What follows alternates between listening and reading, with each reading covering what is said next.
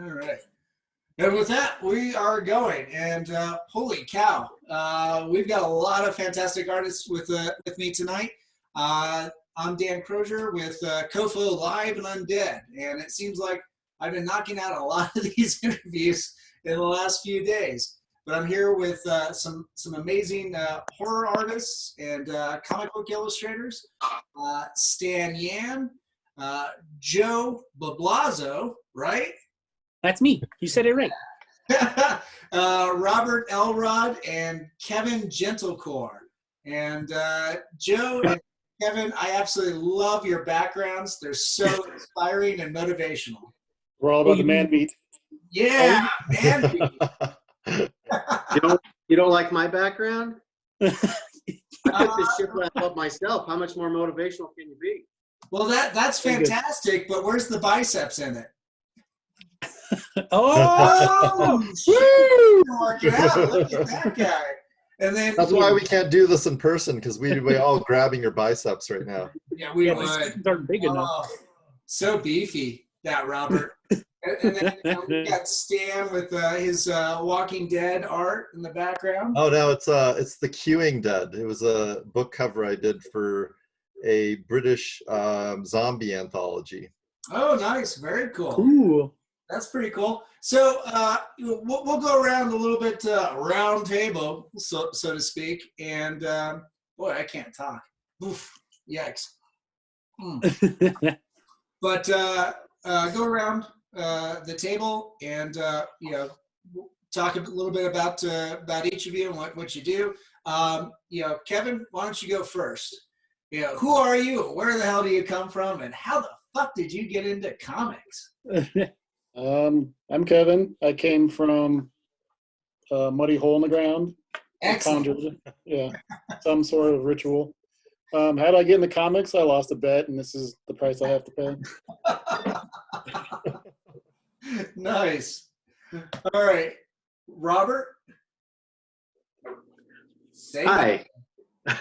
I'm Robert Elrod. I used to do some comics too, but not anymore. I wised up. There's so much effort for so little return, right, Kevin? Yeah. Tides are changing.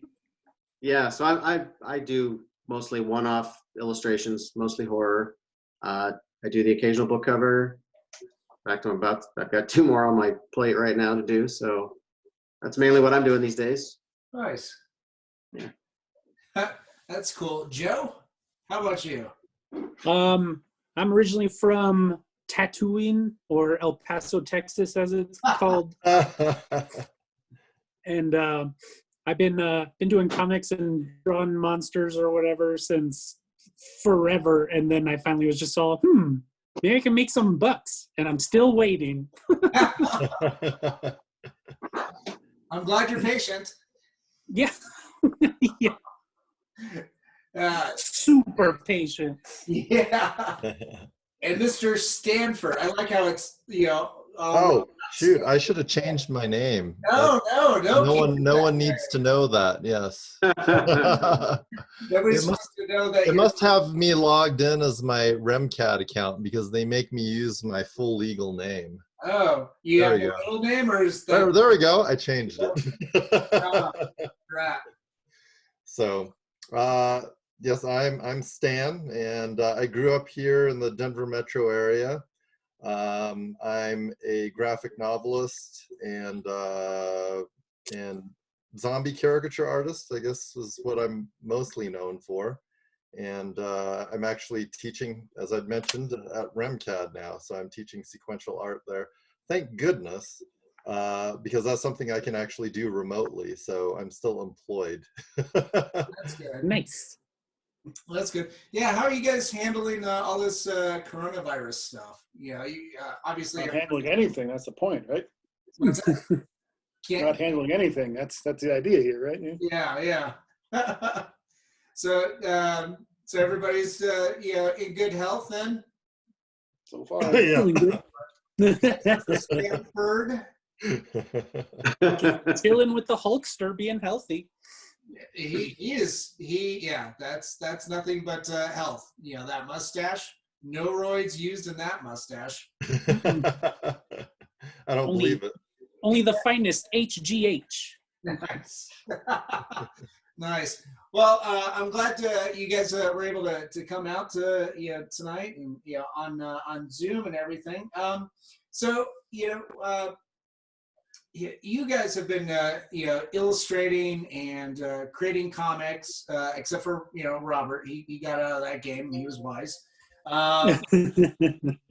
But what kind of draws you to the horror genre? Joe.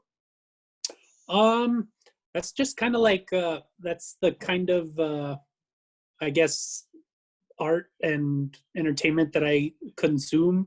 It's my favorite thing. And it's I don't know, it's kind of hard because you know how it kind of like teeters on that line of being like cheesy and schlocky and then like genuinely terrifying. And I love that balance. I love trying to you can go either way with it, and I enjoy both of those. I like getting scared shitless, and then I like laughing super hard at scary stuff.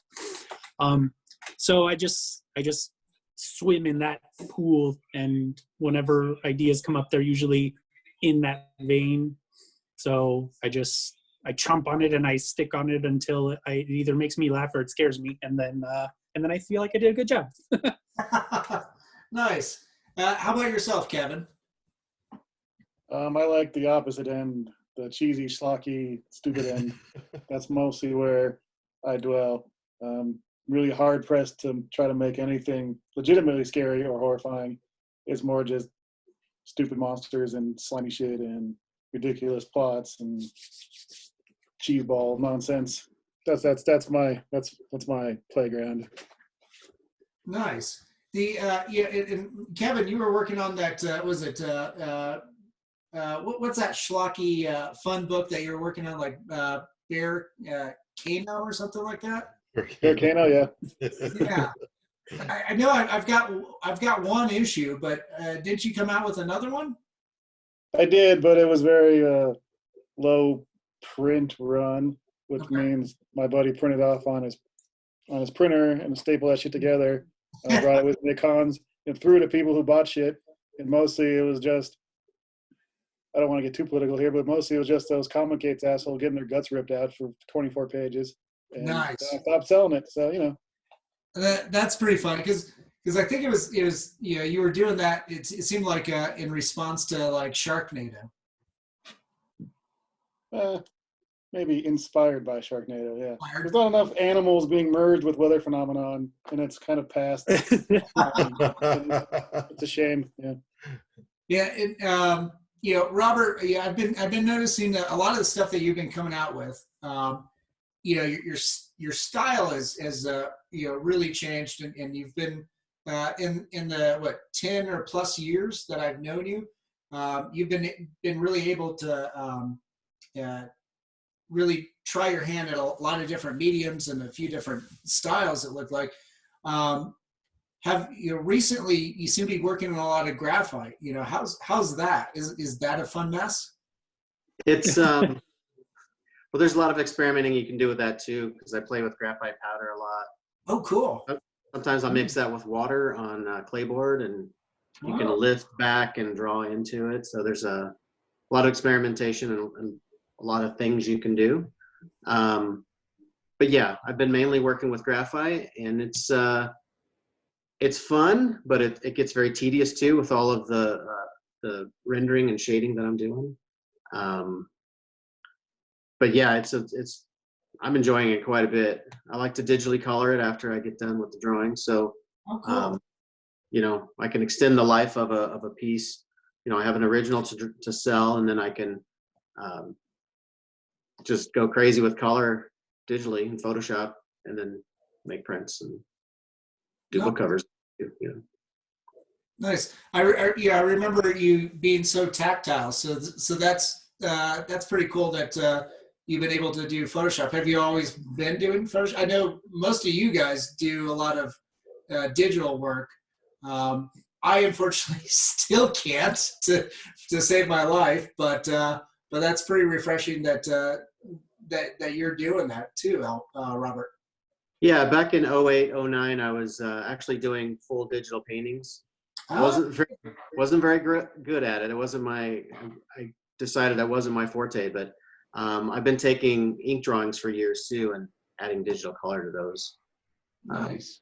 Yeah, I used to work in graphic design, so I did a lot of photo retouching and spent a lot of time learning all the channel operations and crazy stuff you can do with it in there. And I just bled over into the art stuff, you know. I'm glad that you used the word blood. Thank you. All the Very appropriate. So Stan, you've been doing these zombie caricatures and also these like brony caricatures too. Yeah.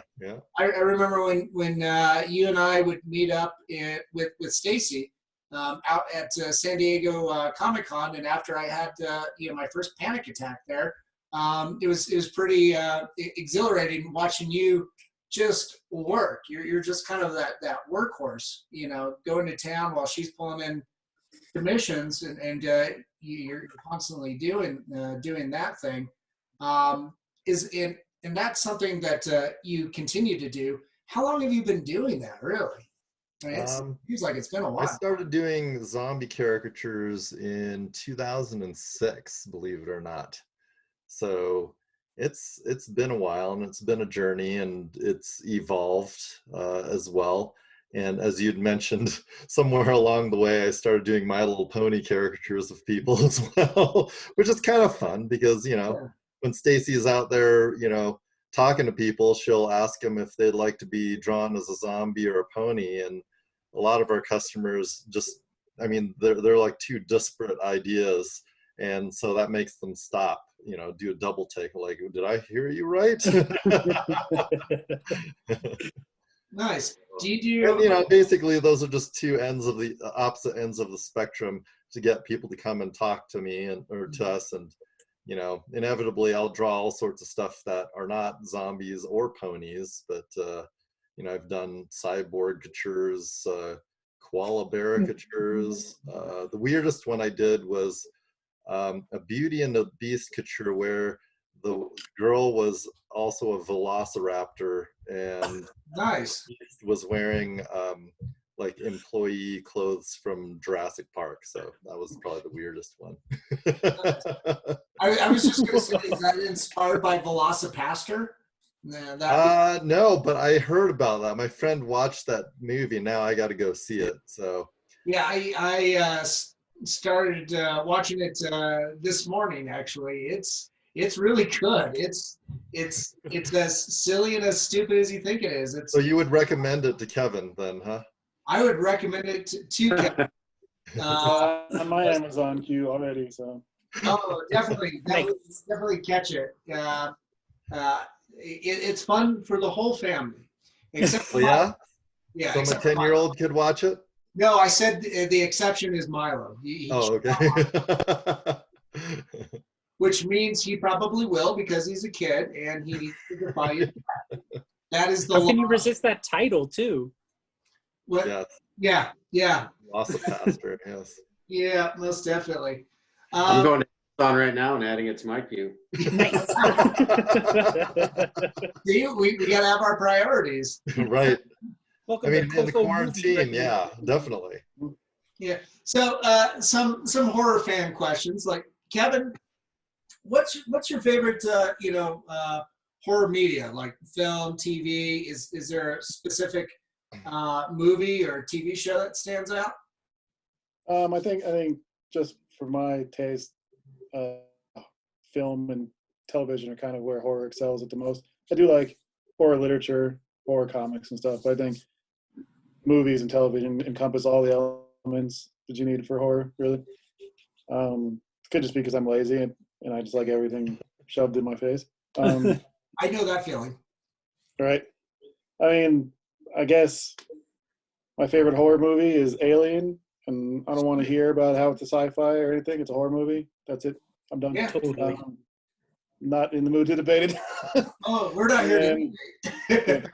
or Texas Chainsaw Massacre 2 on the opposite end, Nice. Oh yeah. That's Yeah. interesting. Yeah. The sci-fi? You think that's a sci-fi? Dennis Hopper's performance is rather. I thought it was a breakup film, and a comedy. It's all encompassing. There's some romance in there. There's some, Yeah. It's unwanted, but it's still there. Well, that's fantastic. Texas Chainsaw Massacre, the first one is one of my all-time favorites, and it still unnerves me. So it's interesting to hear. Part 2 is one of your favorites. I'm quite a fan of sequels. I think sequels get shit on unnecessarily. I think some of the better horror movies are actual sequels of classics, if you would say. Yeah. Like Alien Resurrection, right?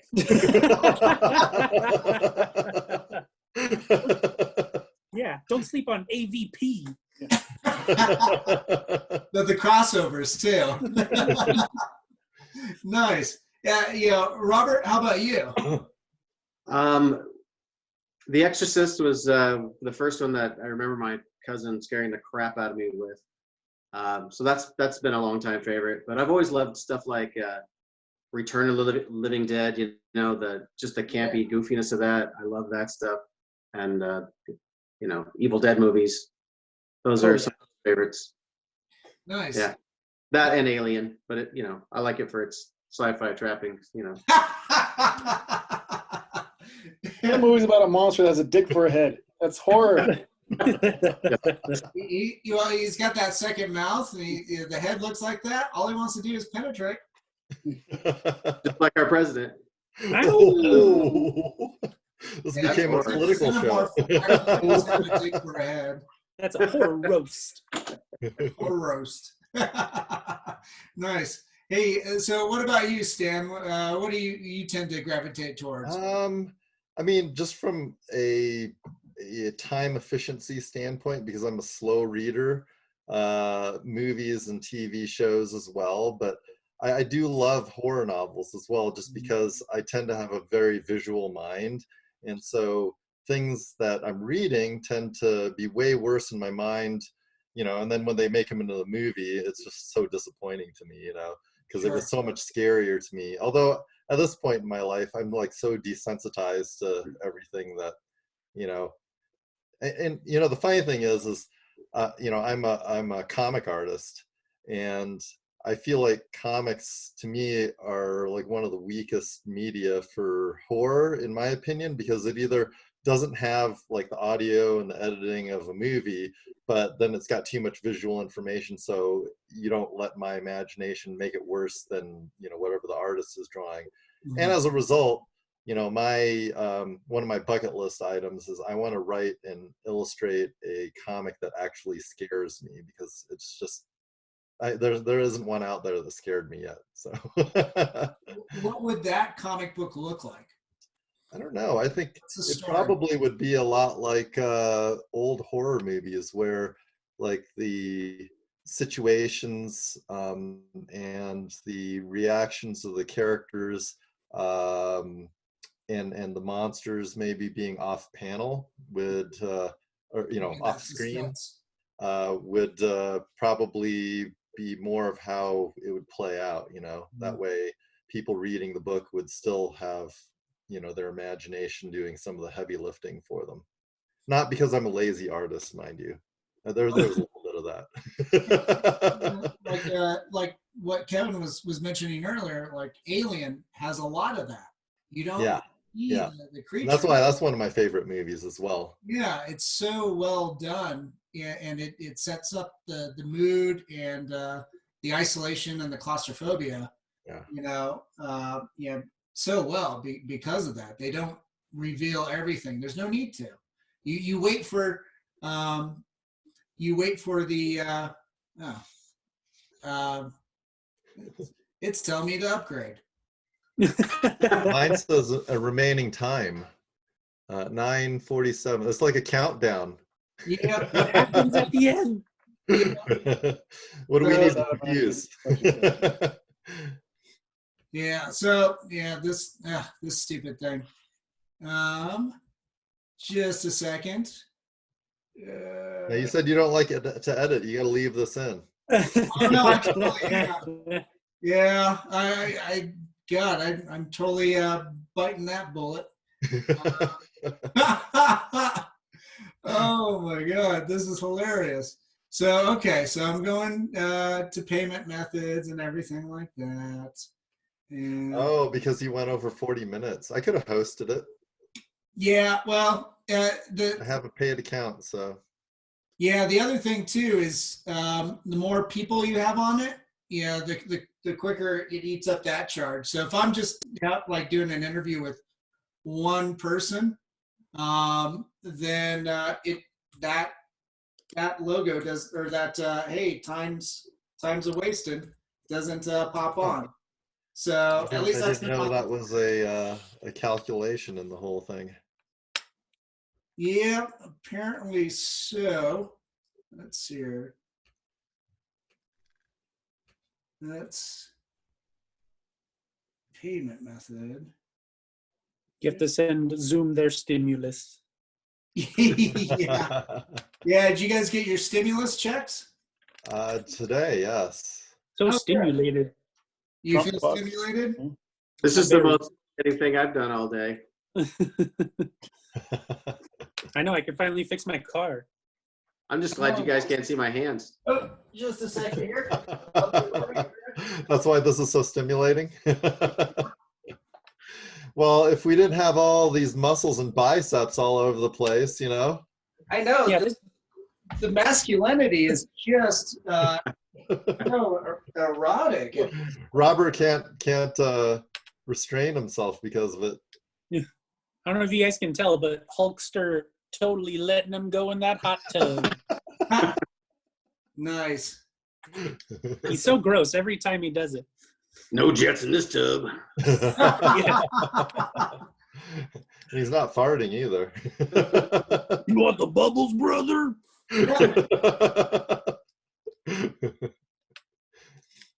That's why he keeps the dog in there, so there's someone to blame. That's a smart move. That's weird.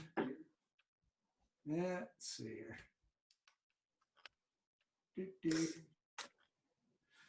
Sorry It's about gonna that, be an guys. outtake reel for this. This totally this is interview, right isn't now. Bloopers. Whoa. it?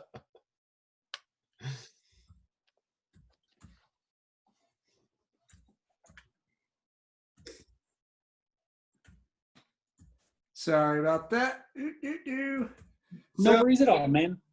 anyway, let's see. Joe, what's your favorite go-to? Oh man. Kind of a lot for the same reasons as Alien, although I guess it's more action, but Predator also. Woo, that movie I watch maybe like every few months. I freaking love that movie. My girlfriend and I play this game called Tough Guy Shit, where you take a drink every time tough guy shit happens, and Predator, chef's kiss is the best for that. Also, You're it's a gonna great run movie. out of booze. Totally. You go through a 15-pack real quick.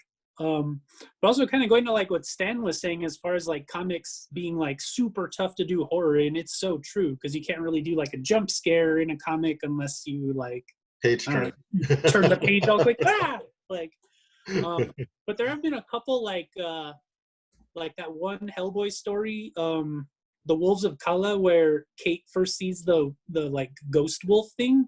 Like that whole page, ooh, like it's genuinely unsettling. Like you see her reaction, there's no words or anything, just like spooky ghost wolf in the shadows, and then she freaks out, and it's like, oh man, that was so good. But that was her reaction that got you, right? Yeah, totally. There you go. And the way it was drawn was just so like it was real. Like she's like covering her mouth, trying not to scream. I was like, dude, that's such like that was good. Or like I think it's like in the very first couple pages of Harrow County when they're hanging that witch, and she's kind of like hanging and like looking out the bottom of her eyes and kind of smiling, and like the way Tyler Crook does those watercolors and everything. like genuinely like unnerving, like spooky. The way like Hereditary was spooky. I was just all freaking love it. But yeah, they're few and far between. But when I can find something I like that, oh man, it's like that's all it takes. I'm like, I'm hooked. Whatever, I'll buy it. I don't care. That's cool. Those are like my favorite things. Like if you can like, if you're able to draw just like something that, not gross, what's the word? That's spooky. That I don't know. Even spooky seems too nice, but just something that like unsettling and like real enough that you're like, oh shit, I know what that is, or I've felt that way in my basement, or like when a cat jumped out of the trash can when I was taking out the trash or something. Like, ah! Like, so like I whenever I see him, I'm like, ooh, that's a good one. Mental note. If I ever want to draw something like that down the line. Nice. But yeah. What projects are you guys working on right now, Robert? Let's see. Right now, I've got a Lovecraftian thing I'm doing. It may end up being somebody's tattoo. It may end up just being something I have to sell later. Yeah. Waiting to see what the reaction is to it. But I've got a tattoo commission I've got to work on, and 2 book covers lined up to work on. And then I'm also going to start a new side gig. I'm going to start making custom frames for artwork. No kidding. So yeah, I'm working on that. I've been building cabinets, and I built a kitchen island here at home, and so I'm getting the woodworking skills going. Nice. That's They're pretty beautiful. I've seen pictures of them online. They're great. Thank you. Yeah, your backdrop's pretty nice too.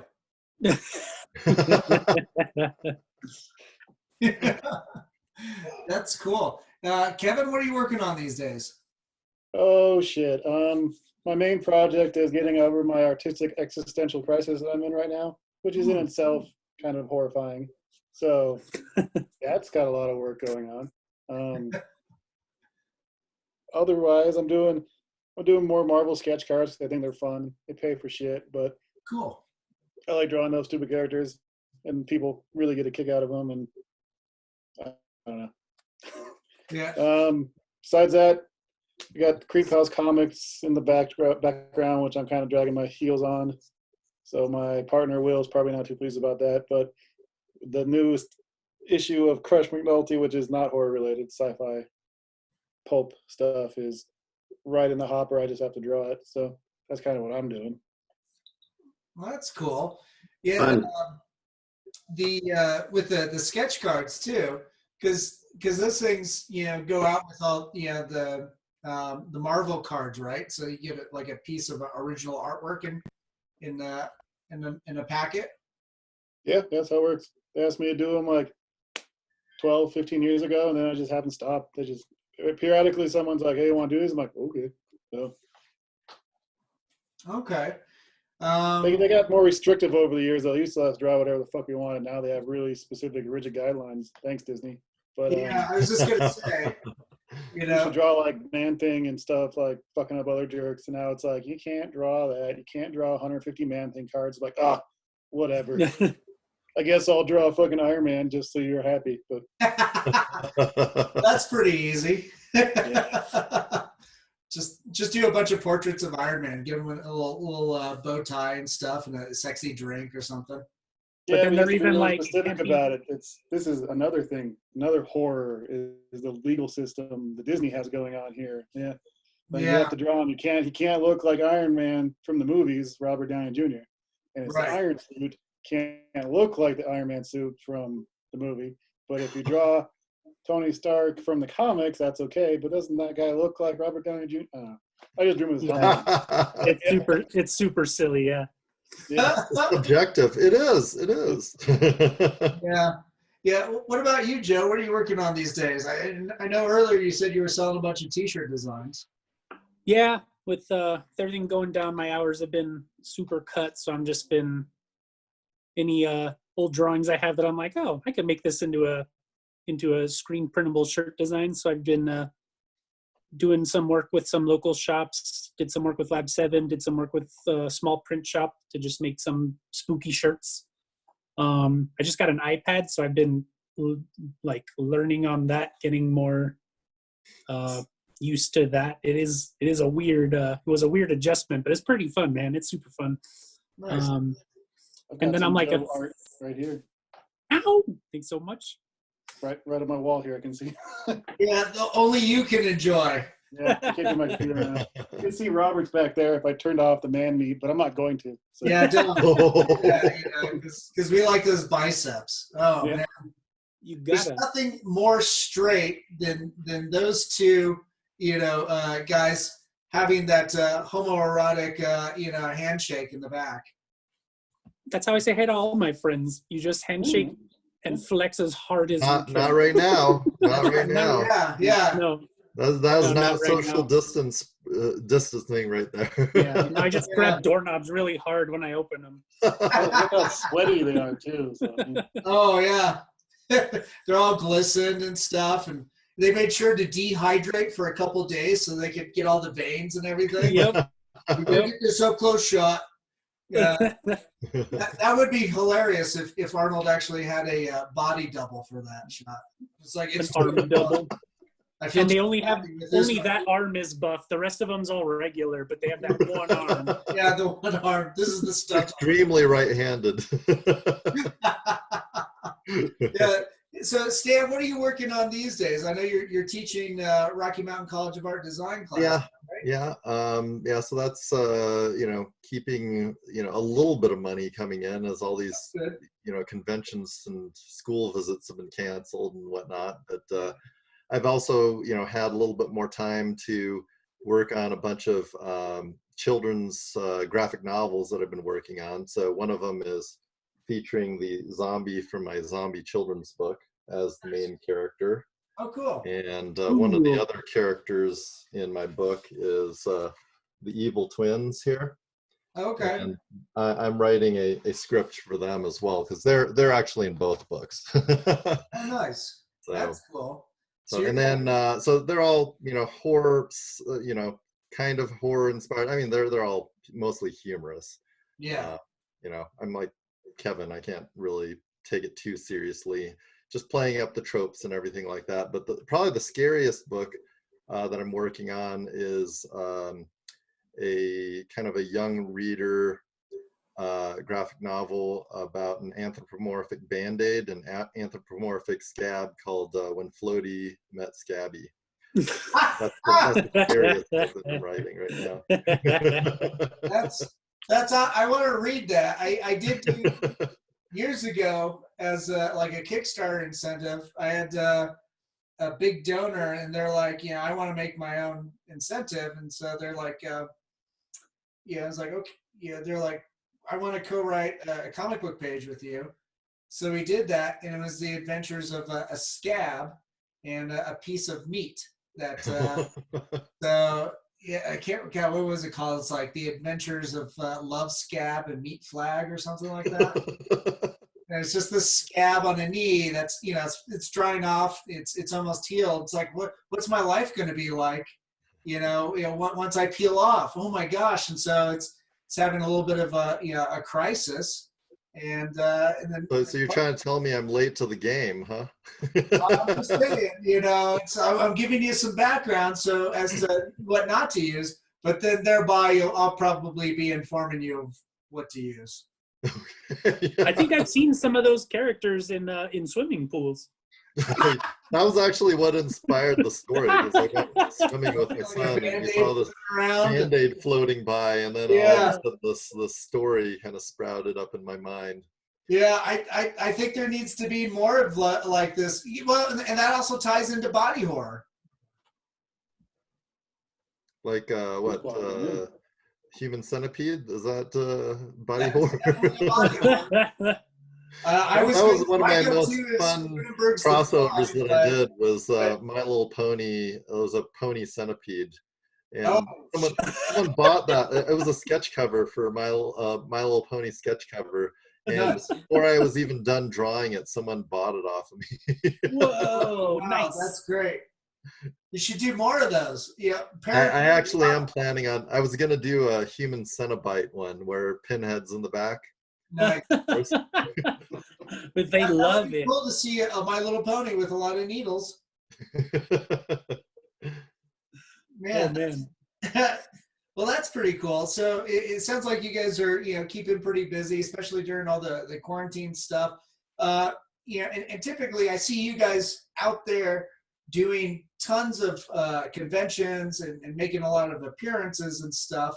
And I know right now you're not able to do that, but that's pretty much how you guys make a big chunk of your living, right? As far as being an artist is going to those conventions and doing those. Robert, you've been doing a lot of horror conventions. How do those like differentiate between the horror conventions and the comic cons that you used to do? Because I don't think you do too many Comic Cons anymore, right? Not too many. I try to be more picky about the Comic Cons I do.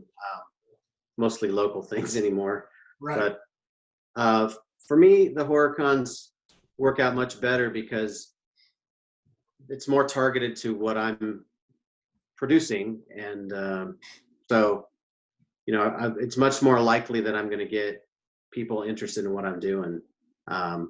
Whereas the Comic Cons, you got a lot of people there just to cosplay and show off their costuming, and then you've got all these different, you've got superhero people, you've got the My Pony people, you've got people that are in a very specific subgenres within the nerdy comic community, and not all of them are into the dark art stuff that I do.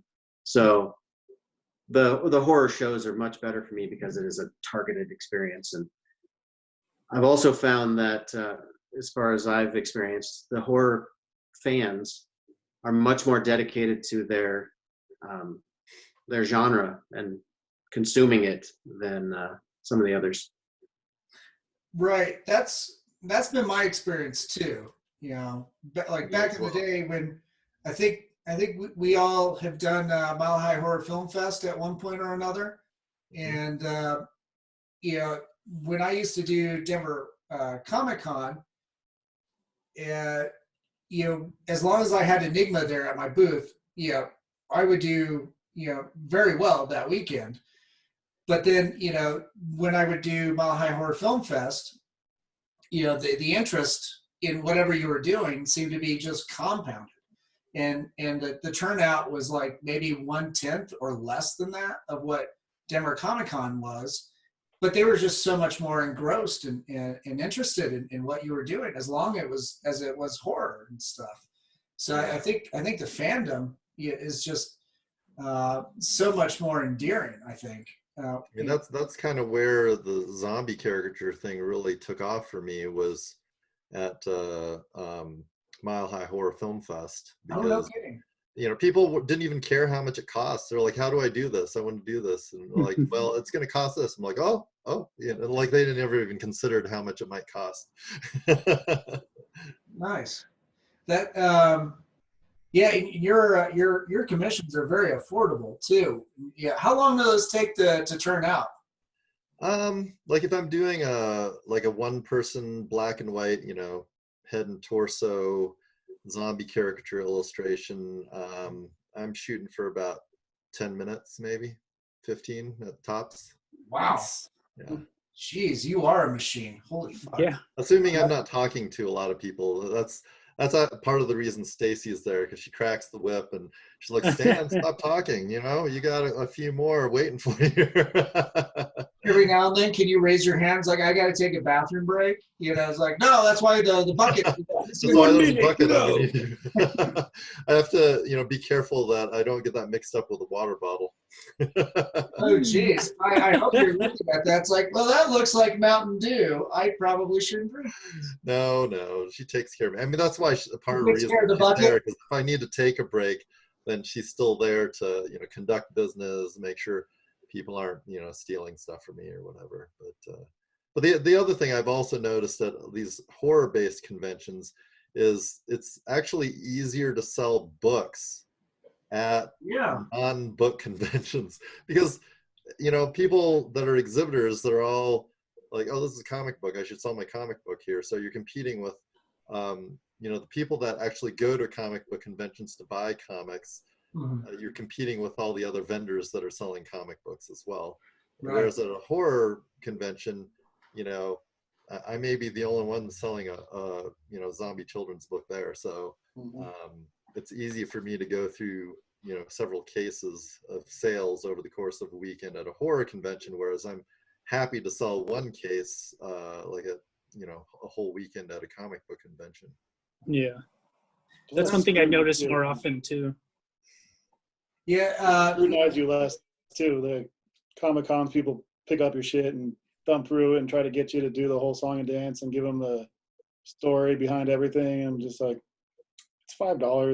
It's not buying a car, like Not a library. yeah. At horror, at like particularly stuff like Mile High Horror Film Fest, since it's such a weird kind of dynamic, because you're really there catching the crowds in between and before movies. So there's always like a rush. People run in and out. And people will come by on a table and be like, I'll buy this and this, and then go. It's a lot of that. They don't stop to talk. They don't. It's pleasurable because we don't get want like breaks. this whole experience like Comic-Con. People expect there to be like a fucking show and dance about it because it's at a convention like that. I'm just like, no, I'm just here with my shit. Oh, you don't hassle to do at 7-Eleven about this stuff, do you? Yeah. That's kind of experience. What's in this turkey? Tell me the story about that beef jerky. Yeah. Well, the real nice thing is, since it's kind of laid back between, when people are in watching movies, then, it's a time you can get food and beer, and you don't have to worry about, leaving your table behind or anything like that. Empty your Plus, pistol. it's kind of a community because we all know each other. We trust each other to watch each other's tables and stuff like that. Right. Hey, not Robert. He doesn't trust any of us. That's probably Depends on who you're Robert. next to. No, if Robert goes to the bathroom, you have to. It's like a whole ritual. Like, okay, this is how much this costs. This is where this is. Someone after this. Some bear traps in front of the table. Just, Robert, make sure no one like lights my shit on fire. I'll be back sometime. well, the bear traps are not to deter people. They're to keep people there. Ah. Yeah. I need to rethink mine because I put like a Rancor pit in front of my table. Oh, nice. I actually now want to go to your table a lot more. Oh, Yeah. have your own red I'm usually just lounging behind the table eating frogs. Oh. It's gonna be the closest I get to Tiger King. Yeah. So, Joe, what's your experience like at some of these conventions? Is it pretty similar? Yeah, about the same.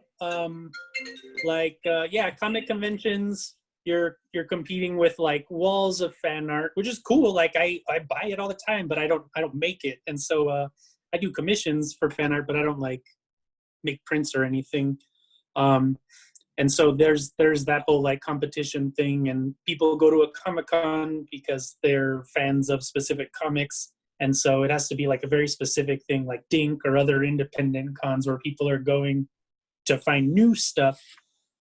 I do well at those, or I do well at things that aren't Comic-Cons. I did like a weird like fine art thing, and I was the only dude selling comics there, and people were going freaking nuts. I was all cool. All right, I'll take it. Yeah, right. But yeah, it feels like everywhere but comic conventions. And it feels like it's only been like maybe like the last 4 years or so. I feel like before it wasn't as hard, but it's gotten, those shows have become less and less good money wise. I mean, I still have a blast. I go to as many as I can. But they haven't been doing as well money wise as like a horror show or like a non-comic show. Yeah. But the indie shows are still the best, and I think that's just because the people that go to indie shows are going to find new fun stuff that they couldn't find at maybe like a regular Comic-Con. And I don't know if that's been you guys' experience too, but I find that those indie cons are like the best, the super best. Yeah. The smaller one. I don't do as many commissions at them, so I mean, from a that's true. monetary standpoint, but I do sell more books, which is kind of my main goal anyway. And then, because it's a little bit more laid back where I'm not drawing the whole time, they're fun because, you know, what I used to be able to do at cons back in the day is, you know, network and talk with people. And so Yeah. I think is always one of the more fun conventions for me because I get to do stuff that I don't get to really do at Denver Pop Culture Con, San Diego, and, you know, when Walker Stalker was around. I don't know what's going to happen with them now. Year Yeah. off, yeah. Yeah, with a number of these events too, like recently everything's being pushed back, you know, postponed, or, you know, heaven forbid, you know, just canceled altogether. So you know, for this year, it's going to be, you know, pretty problematic. Luckily, like Mile High Horror Film Fest took a 5-year hiatus and was supposed to come back next month. Right. You know, they rescheduled for October. So so I'm definitely looking forward to that because you know, that, you know, years past, that was my Halloween event. You know, that was it for me. And so at least now they're My not. Little Pony Con? What's that? Not the My Little Pony Con? They had one? Yeah, it was called Running the Leaves, and it was on Halloween weekend one year. The only year that I did it. What the hell? I didn't even hear about this. Why How would was it? you? So what was Convenient. It was that like like? up at the What was that Ramada like? by my house, so it was like a 5-minute drive. Nice. How many children were there, and how many adults? It was actually mostly men your age. Yeah. There were some kids Put an there. Amber Alert out in that fucking place. Yeah. Isn't there a Bob's Burgers episode based off of this? Is there? I don't I know. think Yeah. so. I think so. I think like you know, one of the kids you know, lost her limited edition, like My Little Pony type. You know, it's whatever the Bob's Burgers knockoff was, Uh-huh. and you know, lost it to some collector at this show, and so Bob had to dress up as one of the bronies and learn about all brony mythology and stuff, and to kind of infiltrate this and get the toy back to this kid. God, that was hilarious because all these adults with mustaches just walking around dressed up like furries, and yeah, it was absolutely hilarious. So that's how I picture that event, you know, being, Stan. Was it? But I mean, there were a lot of fans that were wanting to sing songs with me that I didn't know lyrics to. So, but that's also like the anime convention as well. But since most of the people doing that are teenagers at the anime con, they don't ask me to sing with them. Yeah, whenever I get asked, it's like I still don't know the words to Happy Birthday, so don't bother. Right. Oh, and even when you're washing your hands. Oh no, now I wash my hands, but I don't sing. No, next time they ask you to sing, that's when you jump on your table and unleash your inner Rob Halford and just blast the place. I think that's more Kevin. I think that's Do it I wash next my time. hands and I sing Napalm Death songs over and over. oh my I sing "You Suffer But Why" 300 times, and I'm like, all right, done. God. Your Talk about hands social feel after all that distancing. hand washing anyway. That's great. Oh my God. Yeah, I'm definitely looking back to, you know, getting back into like doing events and stuff like that. You know, one thing about doing like the local events, you keep doing the Comic-Con stuff, you end up running into all the same people that are attending, you know, and they've pretty much already have your wares, you know. Yeah. So that can be, so, you know, that either pushes you to go and spend more money to go outside of Denver and outside of Colorado, or you just got to keep coming up with new stuff. Both have their overhead. Yeah. Yep. So yeah. So when you're as an independent comic book artist, how do you make those you know, in Illustrator? How do you make those decisions on what events to do and not to do? And you know, and of course, some of that can be based on whether or not you get in. You know, if unless it's like first come, first serve, or there's actually some kind of adjudication level. I stopped going out of state years ago. It's totally not financially viable at Right. all, especially not when your main product is, $4 or $5 comic books. I guess I just try to find things that are in my niche down. I think there's value in having a specific niche nowadays because Right. there's so much shit out there. So like your stuff, horror cons, Mhm. indie stuff like Dink. I think that's kind of where my groove is. Denver Con has been diminishing return, both financial and experiential over the years. So I just stopped with the pop culture stuff. It's not for me, and I don't think it's for my work either. So I think just that's how I base it. Local stuff, niche stuff. I think that works pretty well for me. Joe? Usually if the table doesn't cost a ton and I've got like good pals somewhere else, I'll do that. Like there's a really fun small show up in Boise, Idaho, and I have a really good friend. I made my first graphic novel with him. He lives up there, and so I'll go do that show and crash with him and spend like the weekend hanging out with my buddy. I got pals in Texas, pals in New Mexico, so kind of all along the Rocky Mountains where all my pals are. I'll do shows out of state if the table's reasonable and I can afford to fly over there and hang out with my buddies.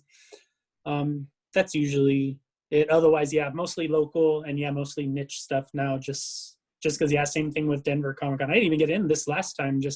I've been doing it since the second year, I think, and this year I wasn't able to get in. And part of me was like, oh, that sucks. Like it's a fun show. I like being there, but also the diminishing returns. Like every year I've been making less and less at that show, and the table prices get higher and higher. So it's like, I'm not crushed that I can't do it, but you get to save your sanity. What's that? You get to save your sanity. That's true. That is a wild show. Remember when they had that one like where it went into Monday? That was a weird one. Oh, was it Memorial Day weekend? Yeah, that's what it was. Was that last year, right? No, the year before that. 4 years, yeah. Like the third or fourth year or something. Yeah. I was under the assumption that last year was the only time they did like Memorial Day weekend. So interesting, they did that a few years ago. Yeah, I bowed out years ago because I always loved getting a booth. At the time, they were very affordable. And then one year, I saw the price jump for the next year. I'm like, we're not doing that. It's just not worth it. Robert, what does it take for you to go do an event? Well, the best show for me, sales-wise, is one I do in Dallas, beginning of May every year. I get probably close to half my sales in that one show for all of the conventions I do. Mm-hmm. So I always try to go to that one. That's a big horror show. Mm-hmm.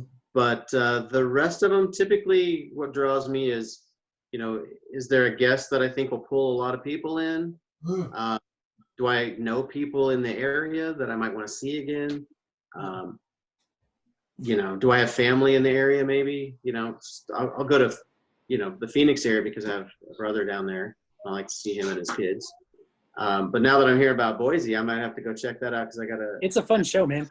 Nice. And Boise rules. Boise's a cool spot. Yeah, and then if it's something I can drive to in a day, if it's a day drive, I drive up to 14 hours to get to a show, and I'll do that whole drive in one day and then set up the next. And so location's a big part of it. But I've done a lot of shows that I later regretted because I'll go and I'll lose money with all the overhead, or I'll go and it just won't be as well attended as I expected. Yeah. It's a gamble. This year I had only planned to do 2 out-of-state shows. One of them's been rescheduled, unfortunately, to the same dates as COFOH. Curses, Robert. The other one's late June, and I'm waiting for them. I'm expecting they'll probably have to reschedule or cancel theirs too. But Yeah. Stan, how about you? So yeah, things have changed, through the time. I mean, I'm like Robert in that I like, and Joe, that I like looking at conventions and places that I've got friends and family. So like anything that's in Chicago, I'll give a shot. And that was actually the reason that I tried going to Walker Stalker Con in the first place, because, Richard, I don't know if you guys know him. He does this podcast with Jolien. It's like a horror movie podcast. Oh yeah, I remember him. Okay. And in fact, they're interviewing me on this weekend for their Shining show, because I'm a huge fan of Shining. Anyway, but so yeah, I mean that's one of the calculations. San Diego, I've been doing every year since 2001. And every year I keep thinking, well, maybe I should quit, because it's never been my most lucrative convention. Right. And it's also a pain in the butt too, just because of how many people are there and just what a huge undertaking it is. And there's just like so many ways that you can, basically fuck up. Yeah. I mean, especially if you've never been there before. I mean, I've been there enough years that there's always something that's new that I didn't expect, but it's only the one thing as opposed to 12 things if this was my first year. And I've known people that went out there that didn't have any lodging arrangements and things, and you just can't do that anymore. Yeah, it's tough to find a place there to stay too. Yeah. So basically, whether or not you've got a table, if you don't already have one, you kind of have to just plan on being there anyway, and have several different game plans for, well, if I do get awarded a table, what am I going to do? If I don't, what I'm going to do as an attendee. Yeah. But there's always like something that happens at San Diego that keeps me wanting to go back. Things like getting my books to Greg Nicotero and T-shirts like that. Meeting celebrities. Getting my book to R.L. Stein, those are all things that I couldn't have done anywhere else. And in this year, I may be getting a publishing contract from one of the publishers that exhibits there every year. Oh, good. Congrats. So, Nice. Congrats, dude. that'll get me to go out again and be on the panel. They actually had me on their panel last year. So, maybe I had an in. I don't know. Take them. Yeah. So, and then as far as like Denver Pop Culture Con, as much as I've seen it, change for a lot of people for the negative, last year, I also had to downgrade my booth just because the booth that I've had tripled in price, but my revenue stayed flat since the first year. And so I'm like, okay, I'm downsizing to an Artist Valley table. And last year, they actually put me all the way in the back, which was kind of good because it was right by the bathroom. But it was also good because it was across from the kids lab, which is really like any event where I know there's going to be a lot of kids and families there, because I'm doing children's books, is a good event for me. So whereas before my kids' book came out, and actually the year that it came out, I didn't do too well with sales there, and that was really disappointing. But I think it's because they put me above this panel that was spewing out shit smell, so that didn't help me. That's good. I mean, we talked about at length at that convention, because you were familiar with what problem they were having. Oh, was it dry pipes? Dry pipe, yeah. Yeah, that's pretty common. Big place like that.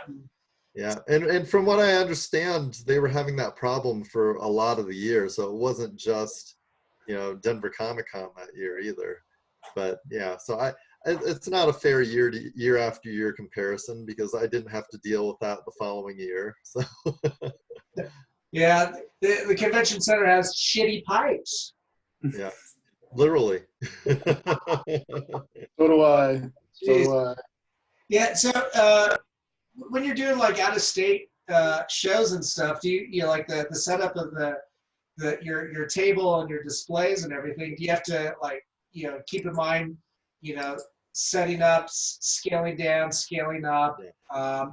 what kind of wares you're gonna bring, what you think is gonna sell. I know, like Robert, you'll in the past I've seen you showcase artwork that like if there's like what you mentioned before, if there's a keynote guest, a featured actor that was in like a popular movie or something, you'll have artwork that displays that and can I guess cross promote. Yeah, that's something I've definitely done before. I know I did a Texas Primary Weekend several years ago, and Danny Trejo was a guest. Nice. I had an original painting of him, and he and his manager actually came by the table. Cool. They missed me twice. Oh no!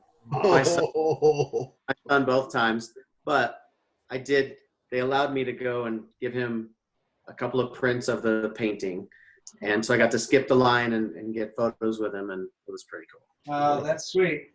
I remember years ago, you and I did Zombie Zone in Seattle. Yes, great show.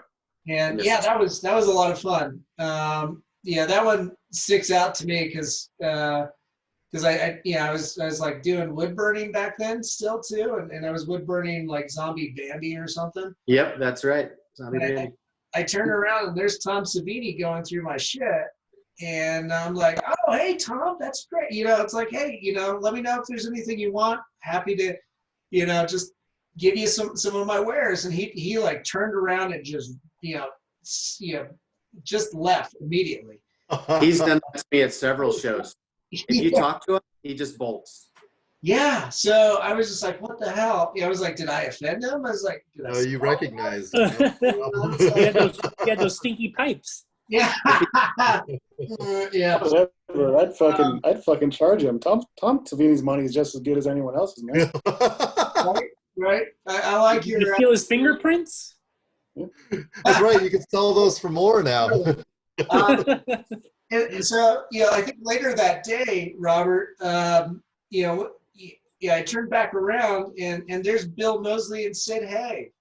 And whoa, they were so awesome. I got to chat with them, and that was the only time. Like I don't really go out of my way to meet celebrities. I just don't have any interest. I'm much more interested in like making sales or getting the next commission or something like that. But that was because they engaged and they were so personable. I was like, wow, I'm actually kind of starstruck. So. Them, Kevin, I actually did give some prints to, and they were pretty sweet about it. So He'd fucking charge you, man. He'd charge you. yeah. But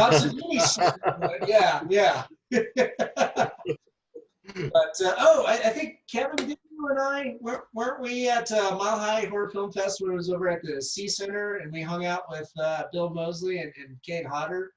Yeah, I've been a part of that show every year since it was in the fucking rafters at the old Tivoli Center. Yeah. I keep going back, to those shows, but I remember like we did a photo op or something with Kane and Bill Moseley, and you turned to me and was like, hey, you should ask Kane to choke you in the photo or something. Yeah, he'll really choke you. I was like, oh. Yeah. And then he actually started squeezing my throat. I'm like, oh, fuck, I'm going to pass out. Take the photo. Oh, man, I hope he doesn't do that anymore. Nowadays, I think that would be called some kind of assault. Unless you were into it, and then you're like, harder. It's called S&M, right? S&M. More, yeah. Oh, I just climaxed. Now slap me through this table. Yeah. Daddy.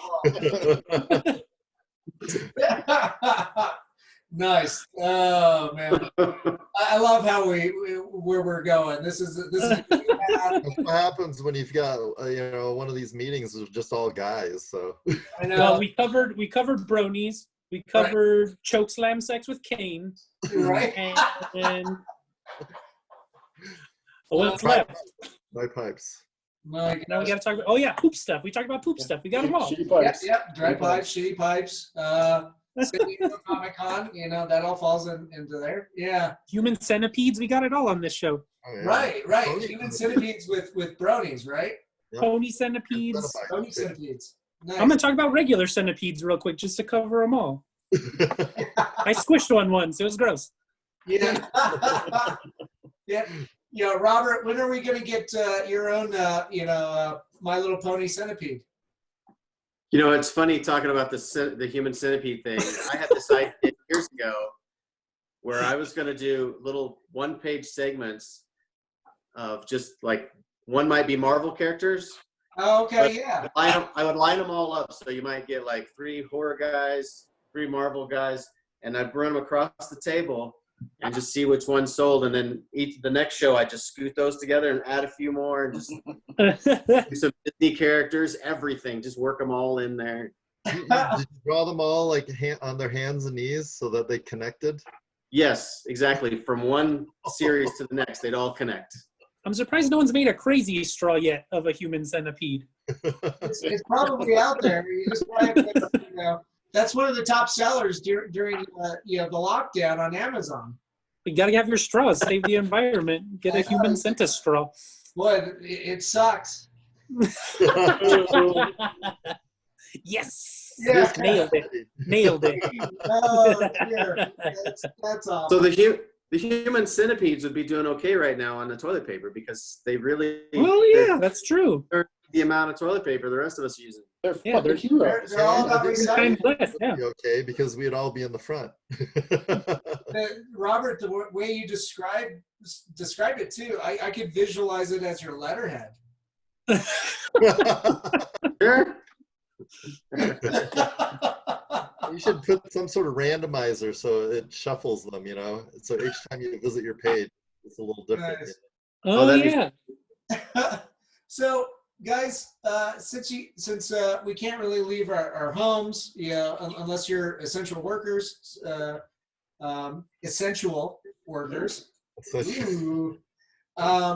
What is it that you guys are watching, at home that you're into and can recommend? Because I'm looking.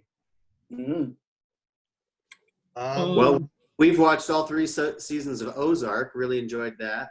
Oh yeah, Elise and I enjoy that. She's really into Ozark. Yeah, really like that one. I We're just- watching Killing Eve now. Which one? Killing Eve, we're watching that one. Oh yeah, I started watching that too. That's pretty good. Yeah. So I just started watched, watching. I watched, well, we did the Poltergeist series. Oh, the TV series. No, the movie series. I don't know it was TV Oh, series. okay. There's a steep drop off after the first one. We watched the entirety of the 3 Men and a Little Baby oeuvre. The 2 movie. There's only 2 of those, right? Isn't there a Unfortunately, ghost in the only first 2. one? Yeah. Oh yeah, I remember that. Yeah. And we've embarked on rewatching for the 5th or 6th time the entirety of the Tremors series, which is probably the most satisfying series ever committed to film. I rewatched Tremors last night. Nice. It's the best movie. It's so good. So good, dude. It was so good. Here's another series we just binged, Future Man on Hulu. Oh, I heard yeah, about that. I tried getting into that. It's a little slow for me. I'm slow on the uptake. I love all the crazy 80s mashups they got going in it, and then just the terrible sexual innuendo and just Nice. weirdness. Stan? So yeah, I just started watching this series on Amazon Prime called Tales from the Loop. So I'm Oh about yeah. 4 episodes in because I have the book, the art book, Tales from the Loop, and the sequel, and they're just gorgeous. The art, I'm a huge fan of. But so I'm like, okay, I'll give this series a shot, and it's pretty cool. I mean, it's like it's supposed to take place, I think, in the 70s or maybe early 80s, and but there's like some time travel they haven't really gotten into yet. So there's like all these mech robots all over the place. Mm-hmm. Cool. and it's like every episode's like a Twilight Zone episode. So like the first episode I watched, I'm like, God, this is slow. I don't know where it's going. And then by the end, my head just exploded. I'm like, oh my God. Oh, yeah, I haven't gotten through the first episode because it's just such a slow burn. So I'm just like, it is. But if you get to the end of it, then it's here and there. And, okay, nice. That's although I still wish it was in Scandinavia, because the book takes place in Sweden, you know. Yeah. It's a little bit more recent because I think it's supposed to be like in the mid 80s or something like that. But it's still good. Yeah, I'm not. I don't know the painter's name, but I know the artwork, and it's got that. I know it's Swedish, but it's got that Americana feel to it. And then Well, the TV show is supposed to happen in Ohio. Oh, okay. So that's where you're getting that from. Oh well, I'm just talking about the artwork. Oh, the art. Oh, okay. Yeah, the artwork, and then you've got like those backdrops of like some kind of that's rusted out in the backdrop or something, or some luminous tower, mechanical tower, way off in the distance. So yeah, that's pretty cool stuff. Hey guys, we're about ready to wrap up. Can we go around and just let us know where we can find your artwork and your books and all your wares online? Sure. RobertElrodLLC.com or RobertElrodArt.com. Either one will take you to my site. Nice. On Facebook, I'm just Joe Blablazo. On Instagram, I'm Joe_Blablazo. I guess. I don't know why. Right now, actually, today is the last day to order some shirts I'm getting done through a small print shop. The link is on my Facebook and my Instagram. There's 3 different shirts that have spooky stuff on them and a couple totes with some spooky stuff on them. You can take them to the grocery store and stuff all your things in them and be the coolest cat. Yeah, that's where you can find my biz. Nice. Stan? You can find me at stanyan.me or zombicatures.com. So Nice. there you go. Kevin? I'm trying this new thing to regiment my social media. So if you want to find me on Facebook, it's just my name everywhere I go, Kevin Gentilcore. Facebook is Utter Nonsense. Instagram, All Art. Twitter, Heavy Metal Recommendations. That's what I'm doing. Nice. Nice. Fantastic, guys. So everybody that's watching at home, and you better be at home, definitely go out, find these artists at the platforms that they just listed. Support art. Support your local businesses, because especially right now, we all need it. We all need the cross-pollination and each other's support. So guys, thanks for coming on this. I greatly appreciate it. Hopefully next time we can physically meet up 6 feet apart and actually have in a real room together conversation. So I need a wide angle lens. Human centipedes away do you have to be? Right. You can see how small our heads are. Yeah, you guys will just be reduced to pixels. It'll be great. And I'll just ask you to project. So yeah, hopefully we can all meet up at Mile High Horror Film Fest and the Colorado Festival of Horror, later on this year. Robert, you won't be there, so as much as I love you, fuck you. I'm just kidding. I absolutely adore you, Robert. As with you other 3, especially the guys with the awesome backgrounds. Good God, man, so much masculinity. Well, thank you very much. All right, gentlemen. So I'm gonna hit stop record and just go ahead and hang out for a minute. Have a good one, guys.